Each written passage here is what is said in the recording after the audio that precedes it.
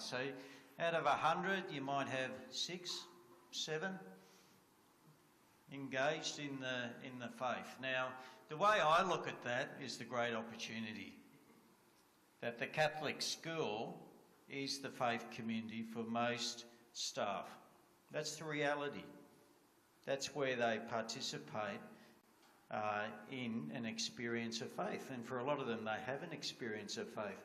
So our evangelisation, our formation in Catholic schools needs to be led very much in the first instance by teachers and leaders within the school that have a strong vision for evangelisation, not just a strong vision, but are actually doing the formation, doing the work in the first instance with their staff there.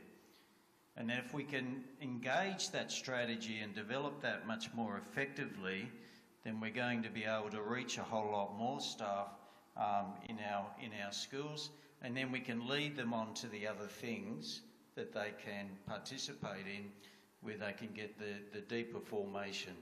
So that's just a little pitch of where I'm going at the moment with Catholic schools and a lot of the work that we're doing in the ACU La Salle Academy. So peer-to-peer ministry, you've got to get that going if you want to be effective in schools, and you've got to get staff evangelising staff. They're the two keys. So we want to look at leadership.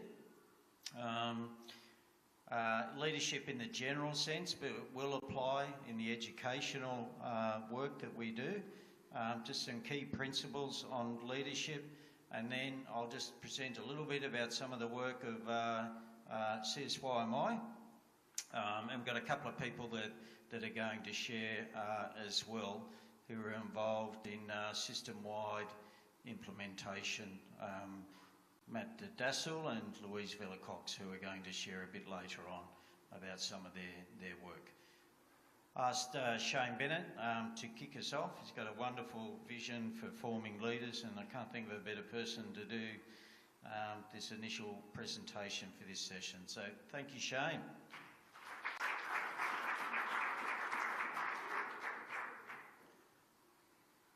Thanks, Peter.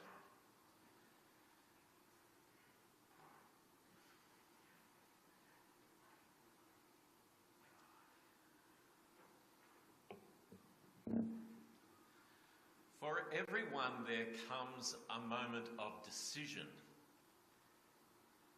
And the same is true with the whole question of leadership, where we move from principle to action.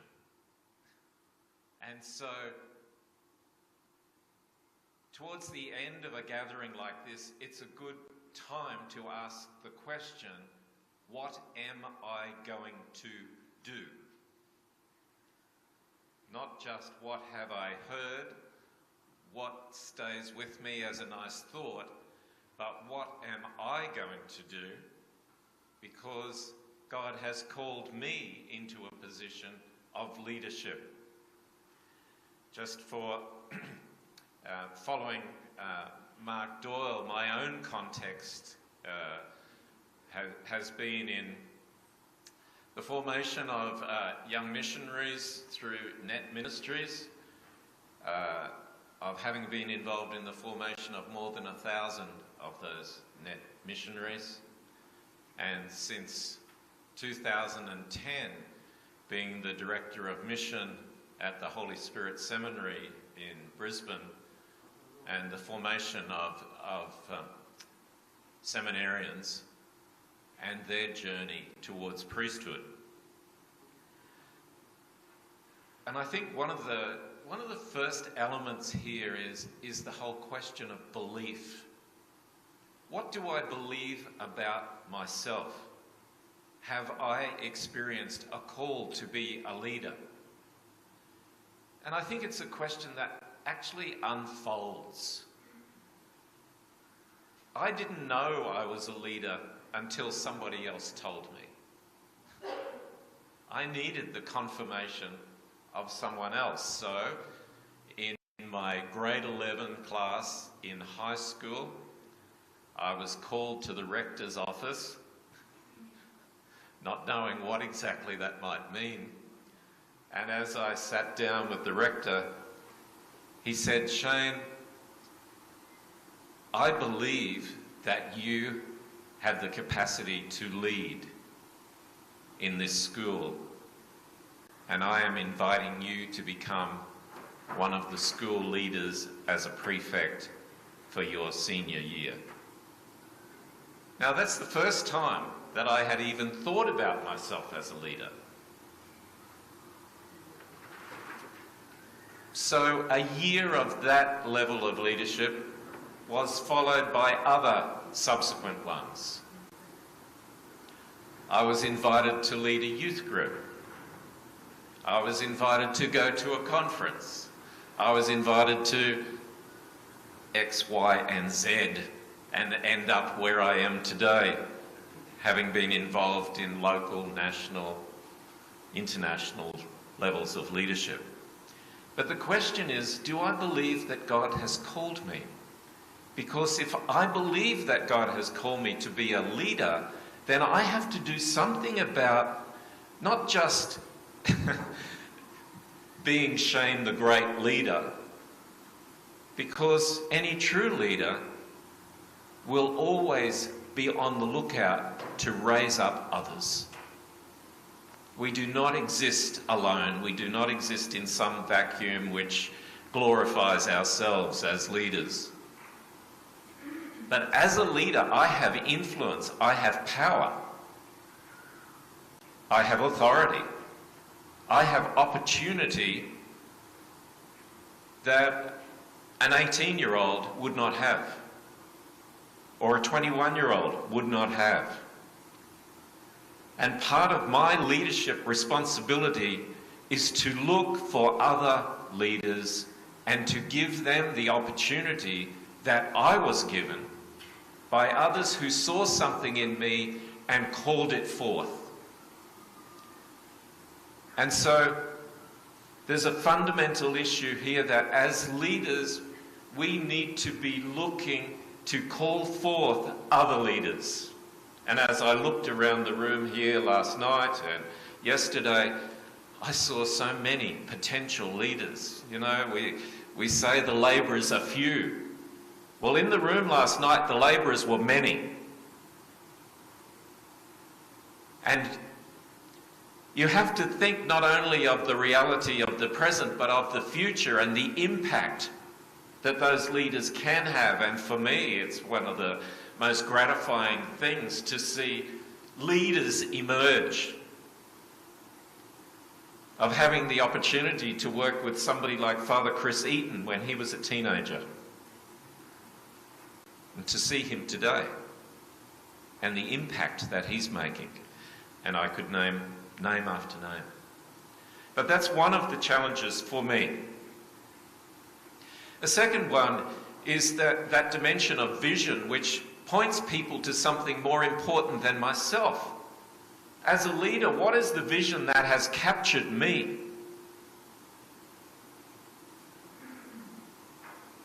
Where does my leadership take other people?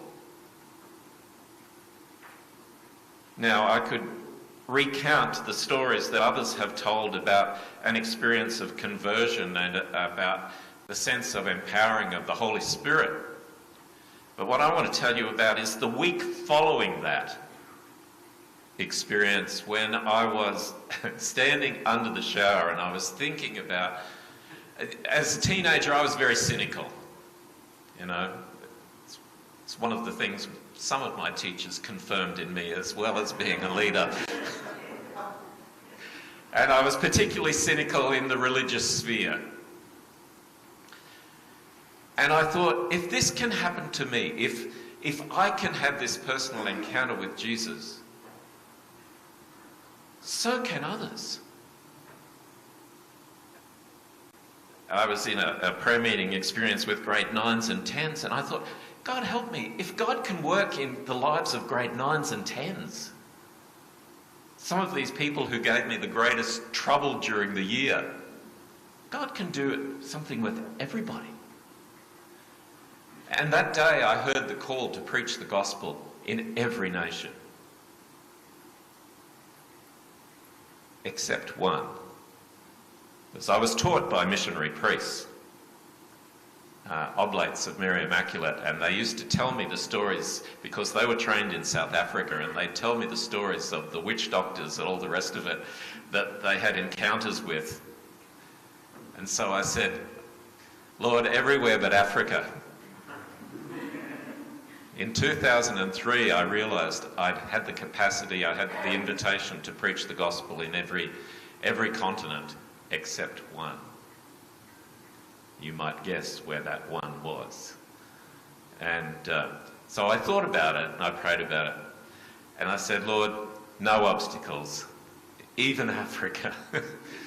And I have a deal with the Lord that I'll go wherever he asks me, but I'm not going to try and push my own way into places. And 3 months after I made that prayer, I received my first invitation to Africa. And so, in terms of vision, that sense of the proclamation of the gospel had taken hold of my life. It was a vision that still drives me today. And I think we need a vision which is so much bigger than ourselves. That's why I readily grasp this vision of evangelisation in Oceania, because it's so much bigger than Shayne and Peter and the rest of the people who are labouring, in the Pacific already and have been for many years. It's bigger than ourselves. And so the question we ask, what is the vision that drives us? And what is it that we call other people to follow into? The third point I'd make, and I think it's a really important one,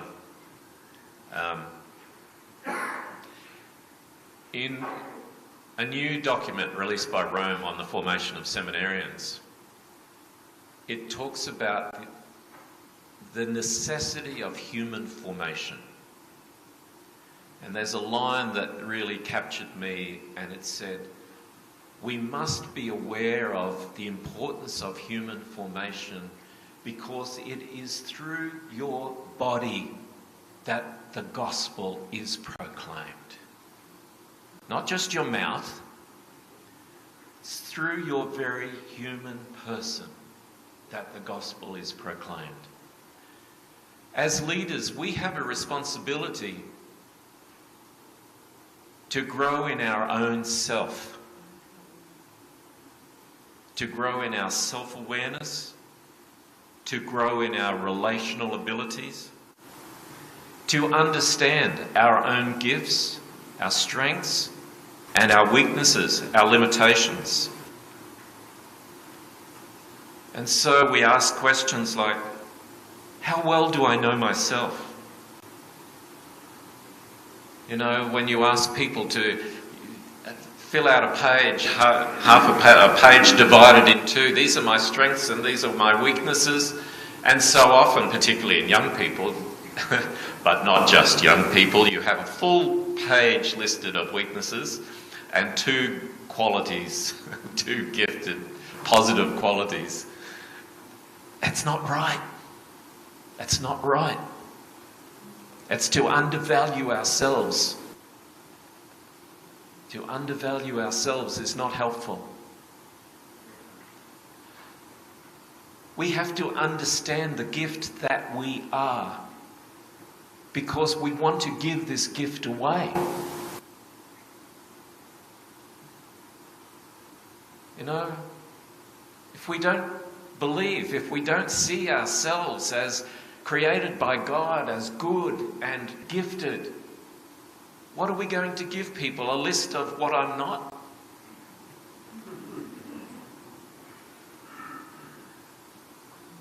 And so we have a responsibility to grow in ourselves,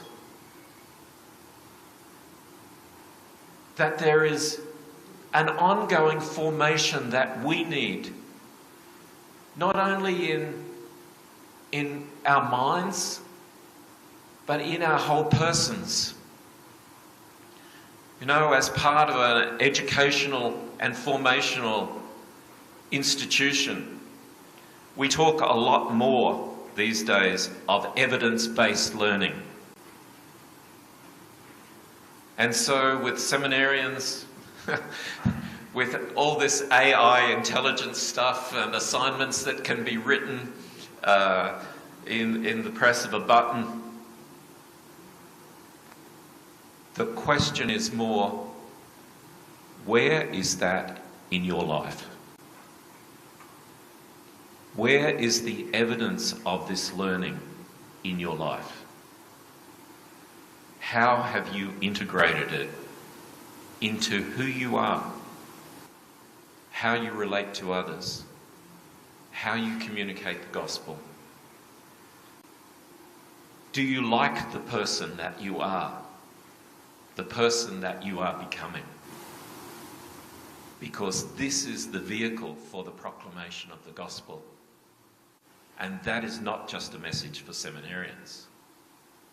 That is a message for all of us.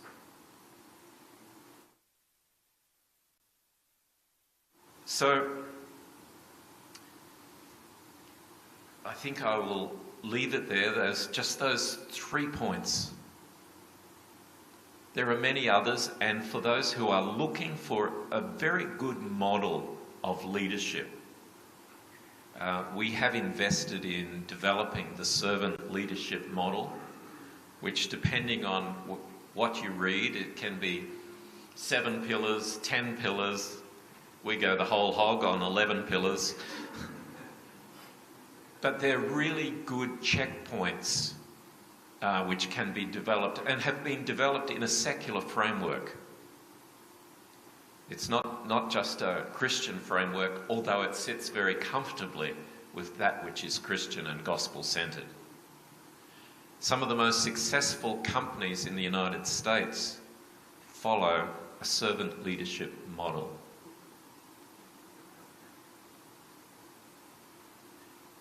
Brothers and sisters, we have to keep growing as leaders as we take up our call, our responsibility, our duty to call forth new leaders and to keep growing ourselves. Amen.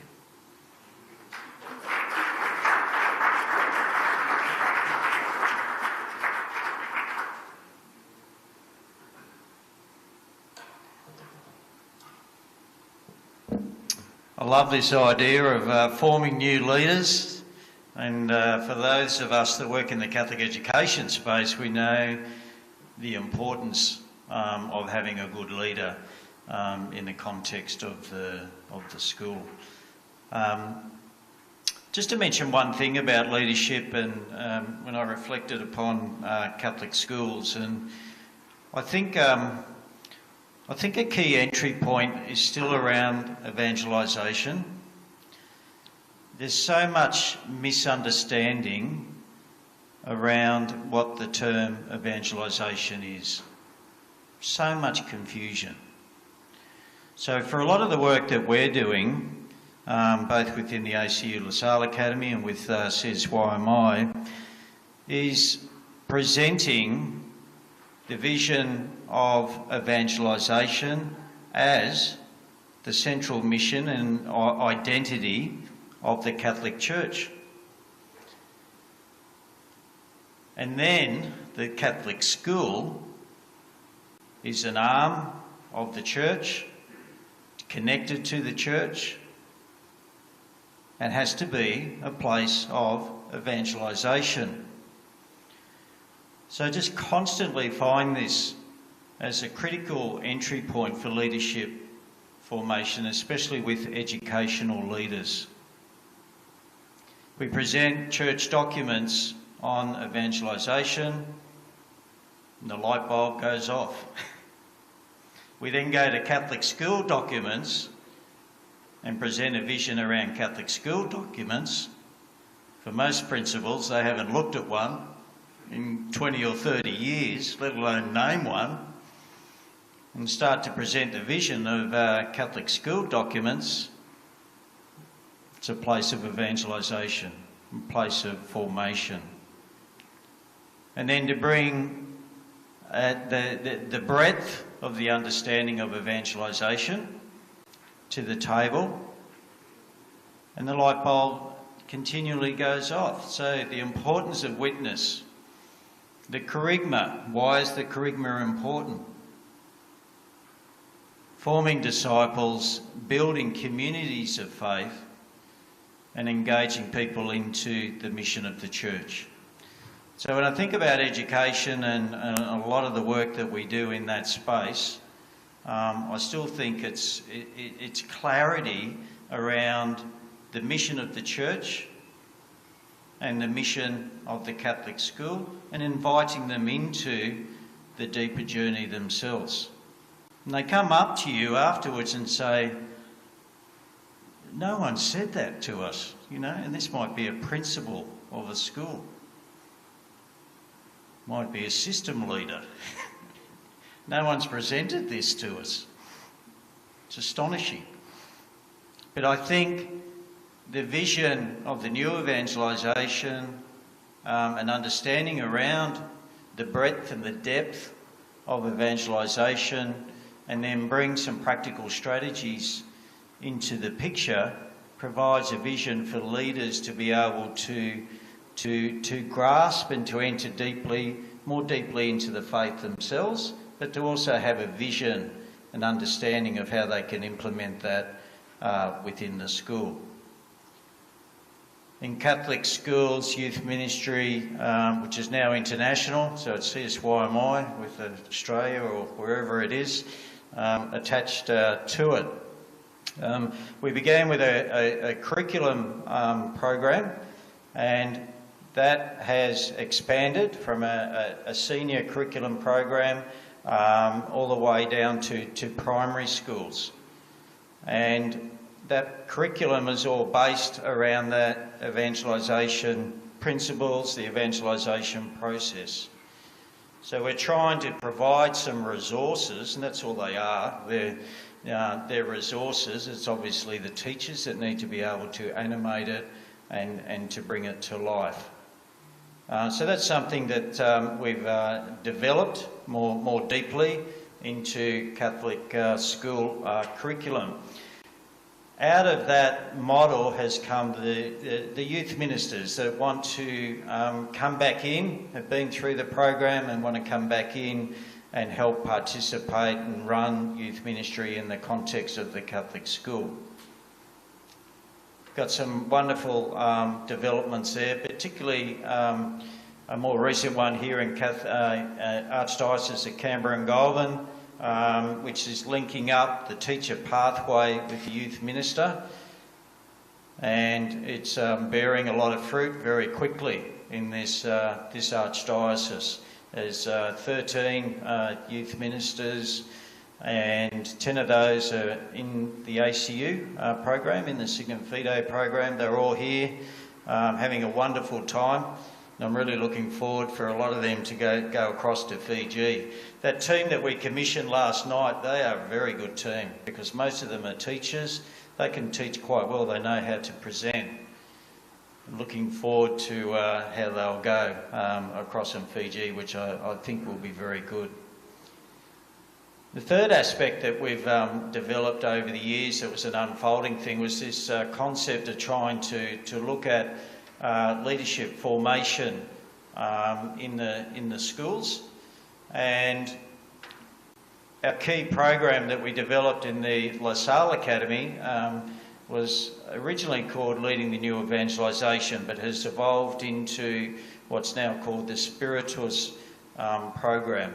And the Spiritus program has a number of units of study that you can do all the way up to a master's level. So have a chat to me later if you feel like doing 5,000 word assignments and all that sort of stuff.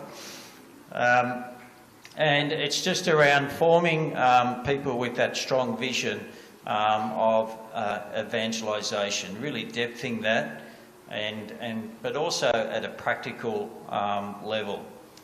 One of the ongoing issues that we've got is that the people go through the program was trying to connect with them in an ongoing way, linking them.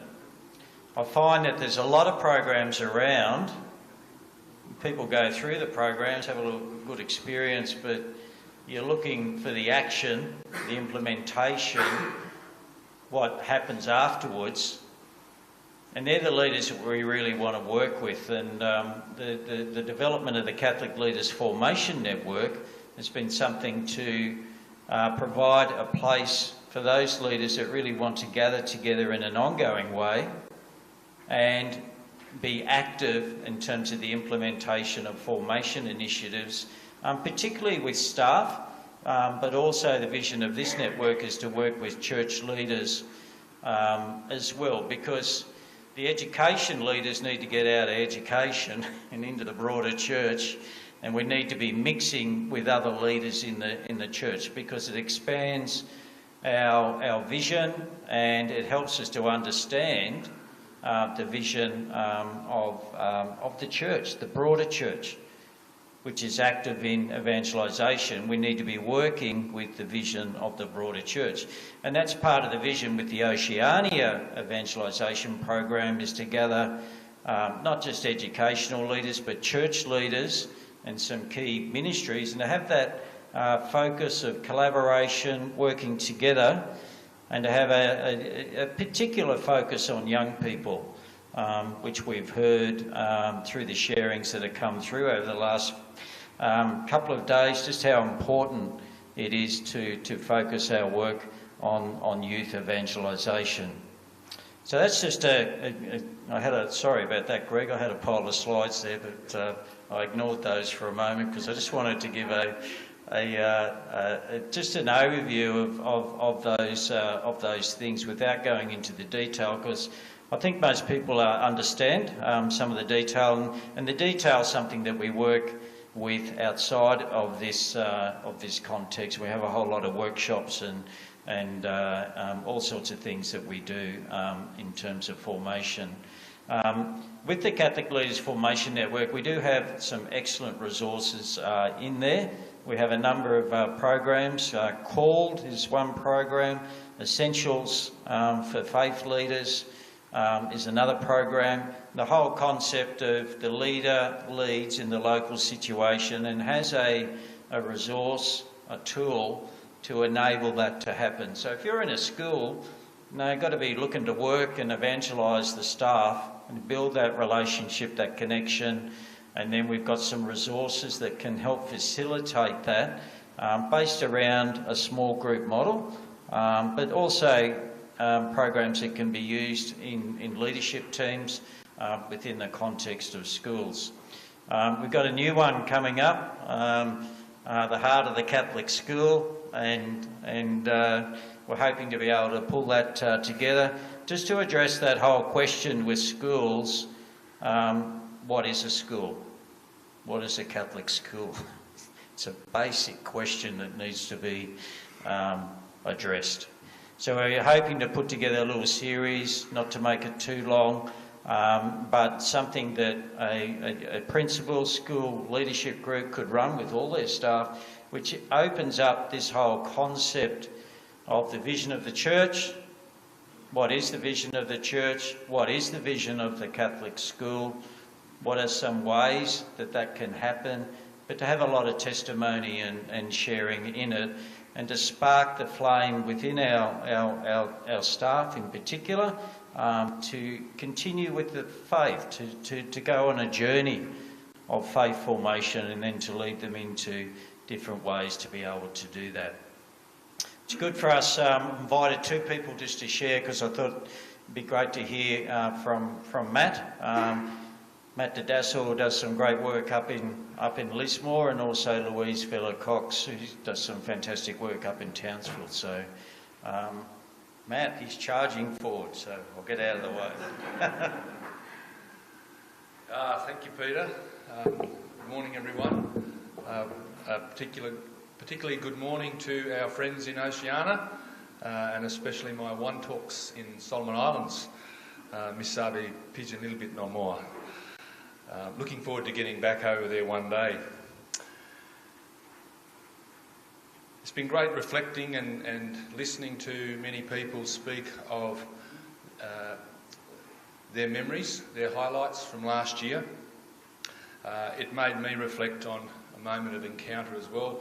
At these events, we regularly hear from young people talking about the movement of the Spirit in their life and their moment of encounter.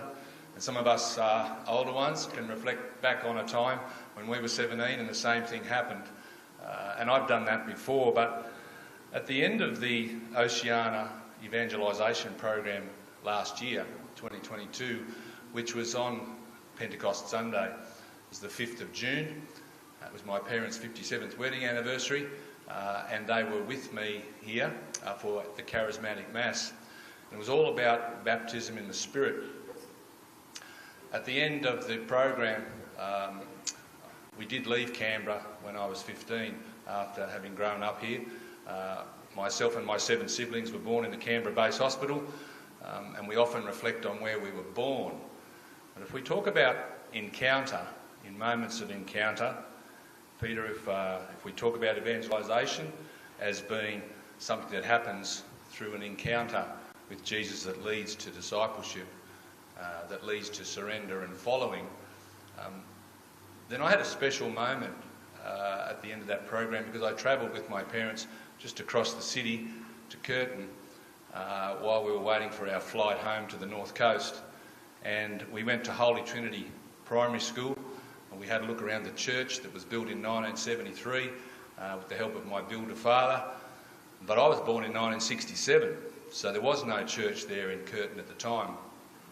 But there was a primary school, and the primary school had a chapel, and the chapel is now a classroom, and that's where my parents took me to be baptised. So to travel back there after hearing all weekend about baptism in the Spirit and our own baptism, it was a pretty special moment. So baptism, we're called by our baptism to evangelise, as we know, and that's the mission of the church. Focusing on the Lismore Diocese, which is what Peter asked me to do, I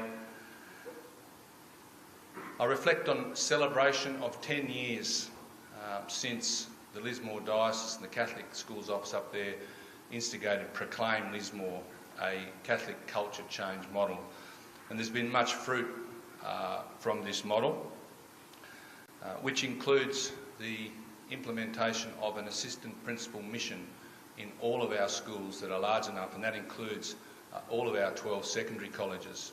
And it's great to have one of those assistant principal missions here with us today, in Leanne, representing all of those teachers from our diocese. It's also 10 years since we instigated the Youth Ministry Officer program, and we're celebrating 134 young people who have served in our secondary schools over that time, and that model continues to develop. We continue to evaluate it and check out what we can do to make it even better, and we're in the process of doing that now. Those young people that serve in those positions as youth ministers from 2024 onwards will be doing a Certificate 4 in Leadership and Management. So we're beefing up the training and formation for those young people as well, with a view to forming more leaders. Part of our program of change has been centred around the Catholic Schools Youth Ministry Australia youth ministry classes, which have been in our secondary schools now also for just over 10 years. And the collaborative partnerships that we have with CSYMA, for one, NET, Xavier School of Mission, Emmanuel Community and Ignite, really characterise our approach to developing mission in our diocese. We've recently established a Formation for Mission framework around the Emmaus model, and we've been rolling that out with our teachers over the last 6 months. And within this Formation for Mission framework, we have the, of course, mandatory accreditation to work, teach and lead in a Catholic school program of formation events for our staff. And just finally, hasn't the music been wonderful? and we've found that music's been such an important part of developing ministry and leaders, so much so that we have also developed leaders in the music ministry field, and our proclaimed Lismore Wildfire worship team have really grown and gone from strength to strength over the years, and now work in all of our Catholic schools across the diocese. Probably 20 schools a year get Wildfire in to run retreats and develop young leaders. And we have a youth ministry development officer team in the Catholic Schools Office. We've also got one of them with us here today in Oceania Allen, and Oceania now heads up our Wildfire worship team. And so they're just some of the elements of a 10-year program in Catholic culture change. And we really appreciate the opportunity to be here at this program, to meet and network with others, and to continue on with that. And we look forward to that happening for many years. Thanks, Peter.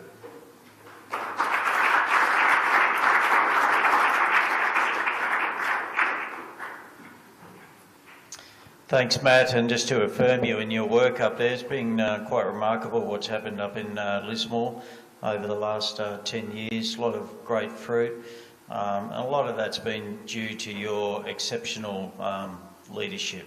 The way that you're able to present vision, work with people, draw them on side has been exemplary. So really affirm you in your work up there, and it's great to have you here with us. Louise.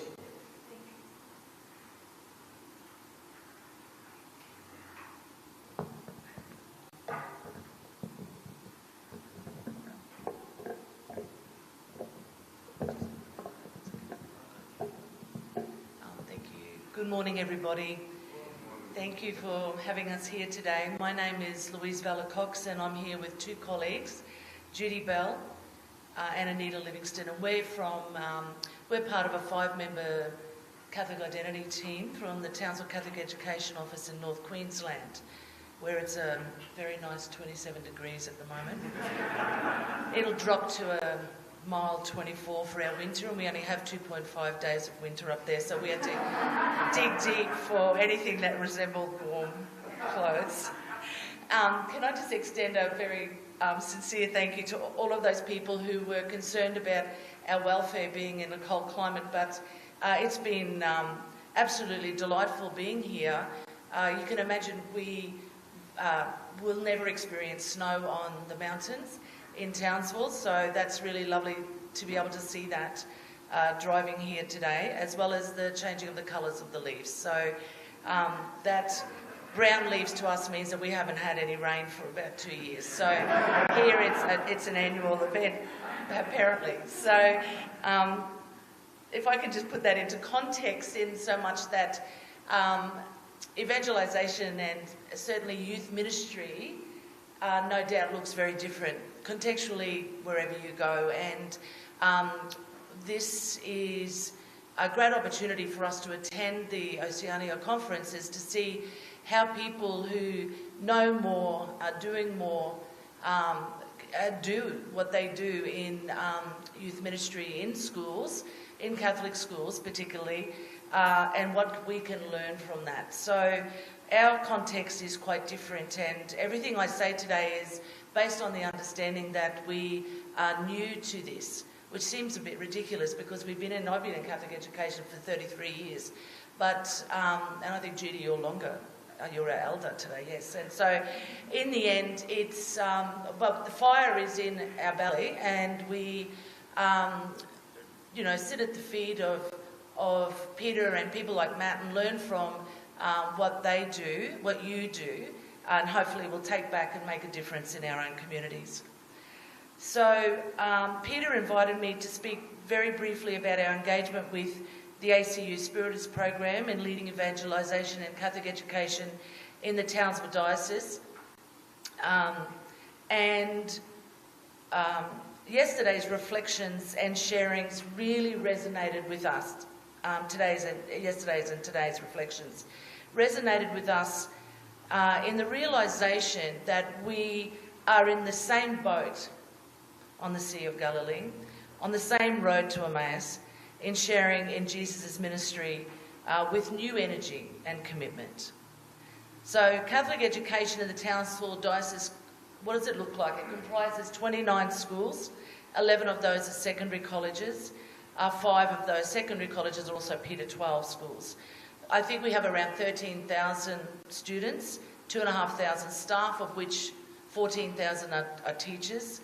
The Catholic Identity team works closely with school leadership and advisory roles on forming staff to become better leaders of evangelisation and mission in their vocation as leaders in Catholic education. So we work in a ministry that constantly strives to shift and change, the world that we live in, and to improve and increase the opportunities for young people to experience Christ. Everything we do and have done is to place Christ at the centre.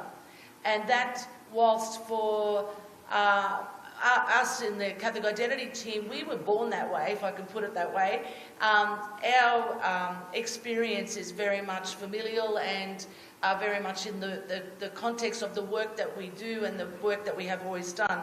But we know that our schools and our staff and the students that we work with don't have that same experience. And so it is up to us, and Peter did talk about this, and I think anyone who works within schools will understand that if it is not us, then who? And if it's not now, then when? And we work with us we know that that is our vocation. So for Townsville Catholic education, we know that only 52% of our students and 51% of our staff are baptised Catholic. We acknowledge that our teachers of religious education are not all Catholic. We acknowledge that many of the transformational faith experiences for young people are happening in schools rather than in our parishes, and yet we still have to connect and triangulate that relationship.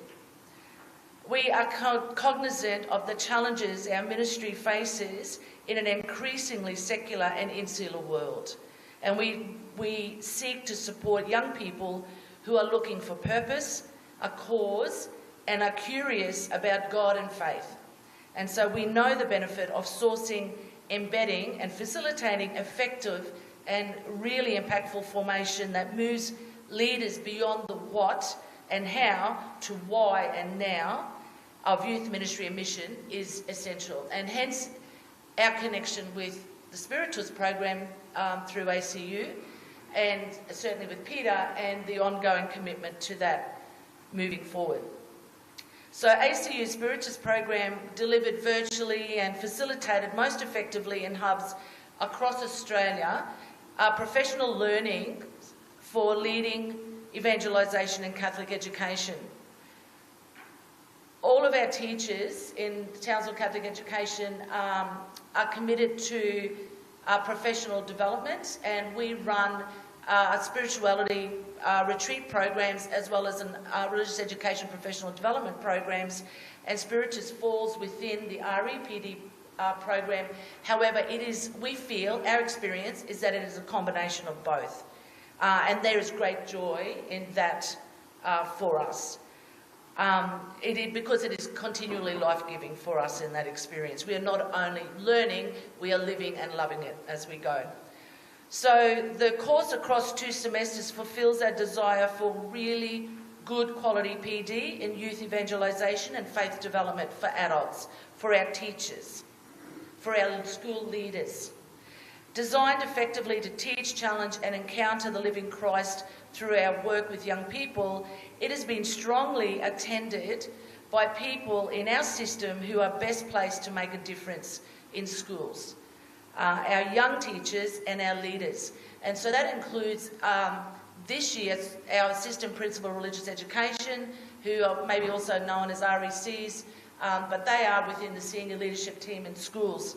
And whilst we would love everything to happen from the ground up, not a lot of change happens very quickly unless we have harnessed the capacity and the intent of our senior leaders in schools, and that's when we find we have much better momentum. They are all fairly compliant, probably because they have me to contend with, and I have been one of them for many, many years, and they are my people, and we work together on this, and we all know the difference that we can make. So the Spiritus program actually gives us the nourishment from which to move on. So we are only just, having said that, however, we are only just beginning in building a youth ministry culture that is known, lived and loved. And we are fledgling and have a lot to learn and work on in system-wide evangelisation. We are nowhere near what we see and feel here. I think we have great potential, but we need to all be on board. And so that's where our momentum and that's where our work is at the moment. Spiritus, in its richness and impact, has really enabled Townsville Catholic Education to move forward in its journey towards a new evangelisation for all of us, where mission is alive and well in our encounters every day. And for that, we are grateful. So thank you.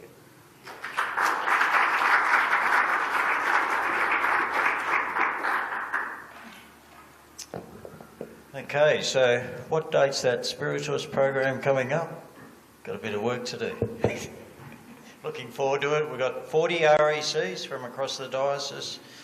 40 odd? Yeah. Participating in that program. So thank you, Louise. It's wonderful to work with you and journey with you in the new evangelisation and everything that's going to happen in Townsville.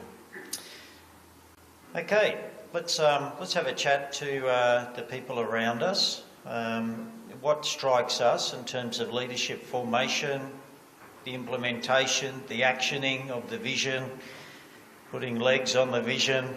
Let's have a chat around us about what we can do in our particular situation. So, thank you.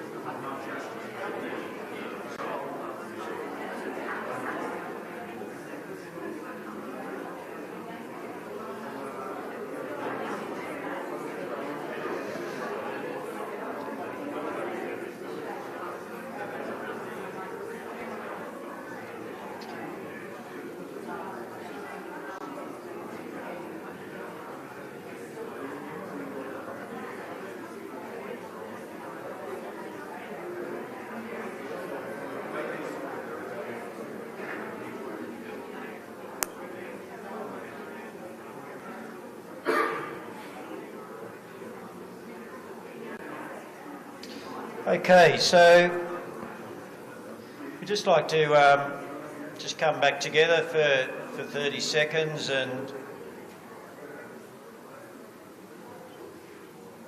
thank you. I'm still getting photos through the leadership groups. I enjoyed that session. Discussions in Papua New Guinea and Fiji and all sorts of things happening there through the millions of photos that I get back through, and I can't keep up with it.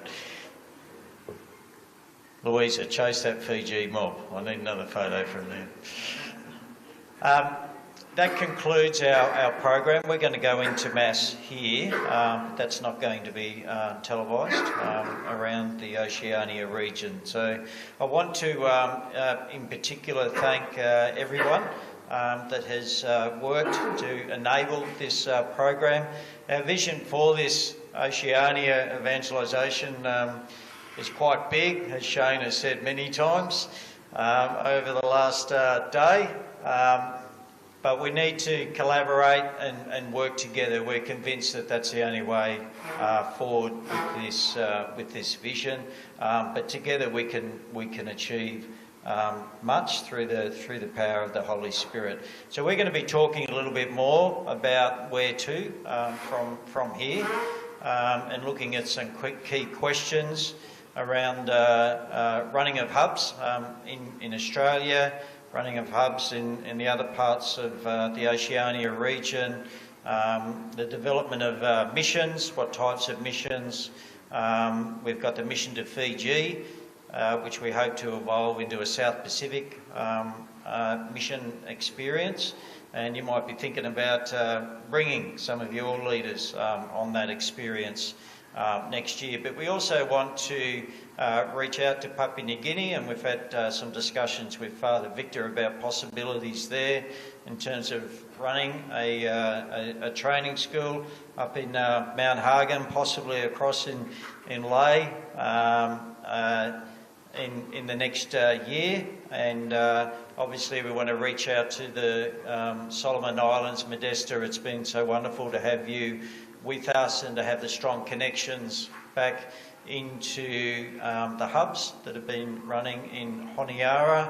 And we've had history there with Matt Dassil, who's done missions up there, and we want to continue that and continue to talk with you about how we can come up and assist you in the work of evangelisation. We've got things, all sorts of things happening over in the great New Zealand, which, and thanks too for your presentation this morning, Brendan, which I thought was just outstanding presentation on the vision for evangelisation. We have the great things happening over in Fiji. Louisa, it's been wonderful to have you here with us. Greetings to our many friends over there in that part of the world. So you will hear from us, and it's been wonderful to be able to connect with you, and thank you for participating in the Oceania Evangelisation program for 2023, or at least the first part of the program for 2023. So thank you, and God bless.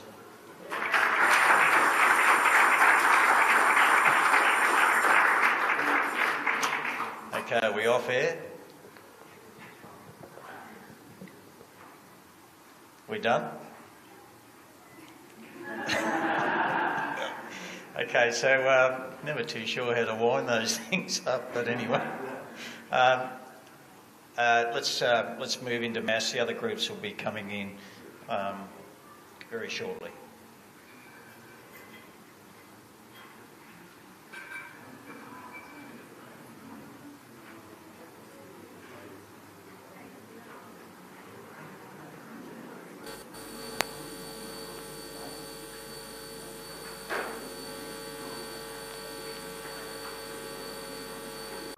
In the beginning, God created the heavens and the earth. Many theories abound on our origins, but only the Bible records a personal God who purposely created the universe and everything in it. The book of Genesis, the first book of the Holy Bible, records the origins of our world. You find the beginning of everything in this book. The beginning of creation, that's obvious. Scripture scholar Frances Hogan explores the early history of God's people. Watch Voyage, a biblical journey through the book of Genesis, every Saturday and Sunday at 8 p.m., only on your Shalom World. Your hands are tied, though my heart it breaks. Your pain is real, and how it aches.